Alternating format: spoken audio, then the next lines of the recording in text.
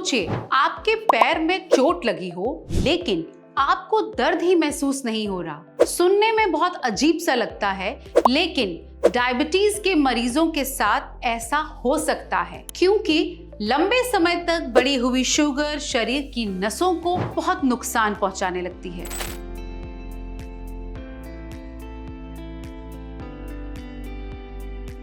नमस्कार, मैं doctor Sheetal Rajdan, clinical consultant Felix hospitals Noida. अगर आपको डायबिटीज है तो सिर्फ ब्लड शुगर बढ़ना ही चिंता की बात नहीं है। एक ऐसी समस्या भी है जो धीरे धीरे शरीर को नुकसान पहुंचाती है और शुरुआत में उसके लक्षण भी साफ दिखाई नहीं देते। हम बात कर रहे हैं नसों को होने वाले नुकसान की, यानी नर्व डैमेज की।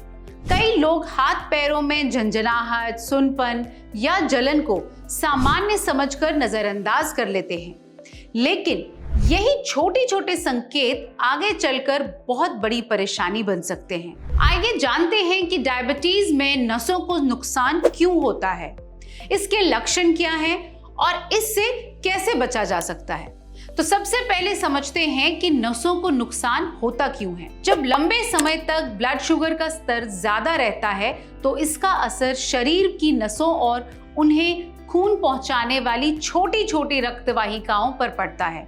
धीरे धीरे नसें कमजोर होने लगती हैं और ठीक से काम नहीं कर पाती। इस स्थिति को डायबिटीज न्यूरोपैथी का नाम दिया गया है। शुरुआत में इसका पता लगाना आसान नहीं होता क्योंकि इसके लक्षण धीरे धीरे सामने आते हैं। अब बात करते हैं इसके लक्षणों की। अगर आपको पैरों या हाथों में बार बार झंझनाहट महसूस होती है या फिर सुन्नपन रहता है या पैरों में जलन या सुई चुभने जैसा एहसास होता है, चलते समय दर्द महसूस होता है या पैरों की सुन्नपन कम होने लगती है, तो इन संकेतों को बिल्कुल भी नजरअंदाज ना करें। कई बार ऐसा होता है कि पैर में चोट लग जाती है या कोई घाव हो जाता है लेकिन महसूस ही नहीं होता। यही छोटी सी छोटी बातें संक्रमण का कारण बन सकती हैं और गंभीर स्थिति पैदा कर सकती हैं। अब सबसे जरूरी सवाल, इसमें बचाव कैसे किया जाए। सबसे पहला और सबसे जरूरी तरीका है ब्लड शुगर को कंट्रोल में रखना। अगर आपकी शुगर डॉक्टर द्वारा तय की गई सीमा में रहती है तो नसों को नुकसान पहुंचने का खतरा काफी हद तक कम हो जाता है।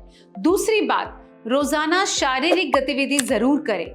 हर दिन कम से कम 30 मिनट तक हमें नॉर्मल वॉक करना चाहिए, हल्का व्यायाम करना चाहिए या योग करना चाहिए। इससे शरीर में रक्त का संचार बेहतर बना रहता है और शुगर नियंत्रित रखने में हमें यह मदद करता है।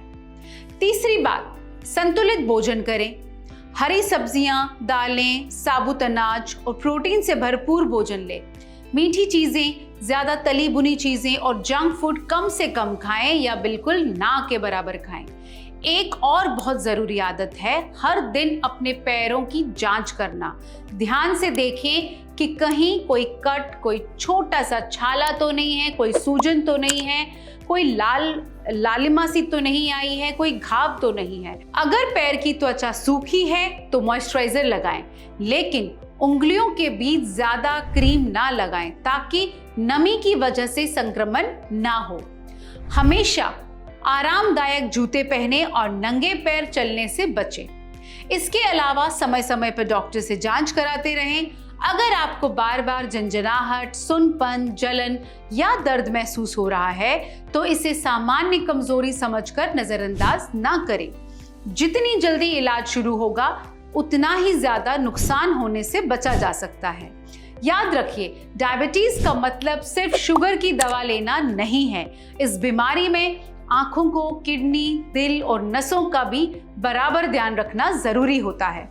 थोड़ी सी सावधानी, सही खान पान, नियमित व्यायाम और समय पर जांच आपको भविष्य की बड़ी परेशानियों से बचा सकती है।